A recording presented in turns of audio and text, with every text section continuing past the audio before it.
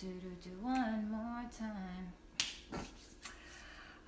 Hey friends, it is Becky here with a new moon forecast for the new moon coming up in Virgo on September 17th, 2020 at around 7 a.m. Eastern Standard Time. New moons are all about setting intentions. They're more of an introspective time as opposed to a full moon where we see things come to fruition, we take action.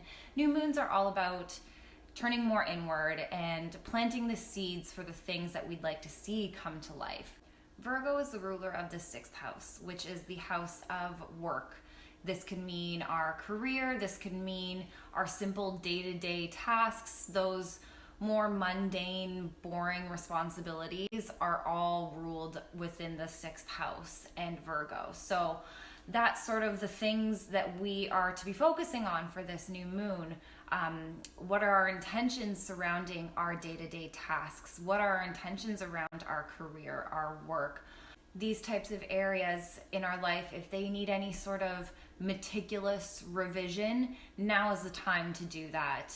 Virgo is typically seen as the type A personality, the perfectionist. So using Virgo's keen eye for detail, the natural inclination for continuous analysis, a goal-oriented nature, really honing in on that energy to make these changes and revisions and skimming over these areas in our life that might need some work. Virgo also has a lot to do with our health. The 6th house, a lot to do with health. So taking a look at our health habits, our eating habits, our physical routine, and again, where we can make changes and revisions. Virgo has a proclivity for efficiency, for not wasting things and not going above and beyond what is actually needed, not going in excess. So we can use that nature to, again, look at these areas of health and see where we can make changes where we might be overdoing some things. Maybe we're overeating, maybe we're over exercising, or maybe we're not exercising enough, or maybe we're not eating enough. Maybe we're just not doing things in a way that's serving us best. That inner Virgo ability to take control and get direction to get back on track. The Virgo motto can really be clean and simple. That's how Virgos like to do things. So the more simplistic, I would say the smaller the seeds that we plant right now, the bigger the fruits are going to be. We tend to get in traps of overdoing things in our culture. So again, really trying to just be as efficient and direct and clear as possible in the intentions that we're making for ourselves right now. So the symbol for Virgo is a virgin. And again, that's tying back to the purity, the clean simplicity of Virgo. And the virgin is seen holding a sheath of wheat in her hands, signifying the time of harvest. It's September, it's Virgo season, it's harvest time. So that means there's work to be done. And that's why it's always back to school time. There's always that energy of there's things to be done, getting our shit together, really. Again, back to school, back to getting back on track, getting back to the rhythm of things, getting back to the systems and the routines that serve us. This new moon in Virgo is making a trine to Saturn in Capricorn right now. So that's really going to help us be able to find the discipline, be able to find the drive and the focus and the determination to make these changes, to cultivate that personal austerity that's required of us to make some of these bigger, more structural, foundational changes in our life. We'll feel overall more motivated and emotionally driven to want to make these changes. The sun and the moon are still in a slight opposition to Neptune, who's sitting in Mercury, so we could still be dealing with a little bit of that head fog, that haziness, that not being able to get the clearer, full picture that we're internally really seeking right now. But this energy does give us an opportunity to really channel that dreamy Neptunian vibe, that psychic energy, that intuition, that ability to get out of our thinking minds and get more into our feeling, get more into our inner knowing. Especially, again, there's been a lot of Virgo energy lately over the last month. So some of us that are prone to overthinking, like myself, have been really feeling that overactive monkey mind energy with Mercury, who is just passing through Virgo. So again, leaning into that dreamy Neptunian feeling energy will really help us to calm that.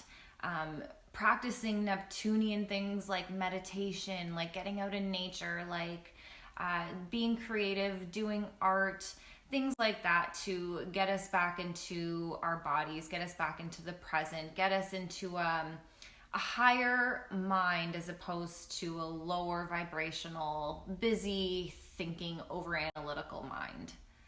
Speaking of Mercury, Mercury in Leo is actually going to be making a square to Jupiter in Capricorn.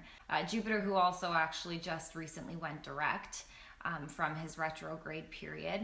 This energy is a positive energy, but it also could bring out the cockier side in people. We might be prone to having more bickering type conflicts with people with this energy.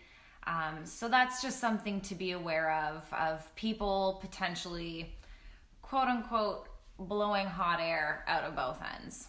This Mercury-Jupiter square can be a really positive aspect still though, and will lend a helping hand to those of us who may have been feeling a lack of confidence lately, may have been finding ourselves just questioning ourselves, questioning our life path, questioning our values, questioning our morals, our philosophies in life, a general lack of self-confidence in ourselves. This energy can be really beneficial and help us out if we've been feeling like that lately. This square will help us be able to get all of the pieces together in our mind, be able to connect the dots within ourselves, and again, give us the confidence to communicate that, to speak up about the things that we believe in, the ethics, the spiritual beliefs, the philosophies that we have in life. We'll find the confidence with this square to, again, express ourselves with confidence and charisma.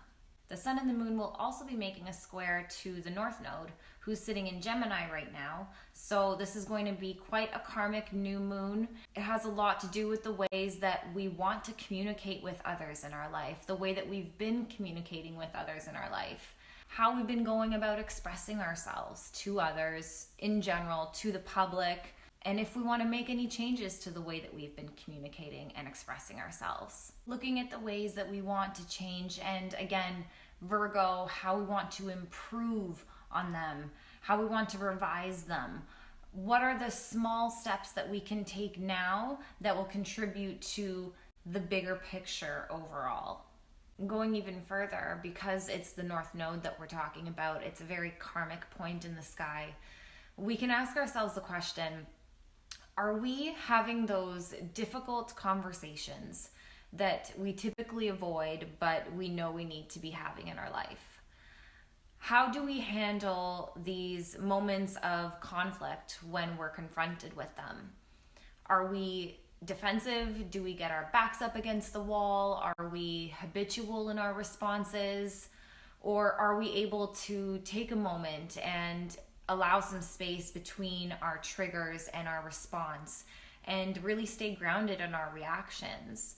And we can ask ourselves, what is it that we can do on a personal, individual level to cultivate more presence, cultivate more intention, cultivate more awareness around our emotions, as opposed to our emotions really running our reactions, running the show?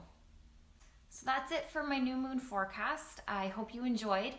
If you did, please like, comment, subscribe, share this video with anyone that you feel might benefit or enjoy this video. If you have any questions, please feel free to reach out. If you'd like to book a reading with me, you can head on over to my profile. The links are all available there. I hope you have a great new moon. and I will catch you next time.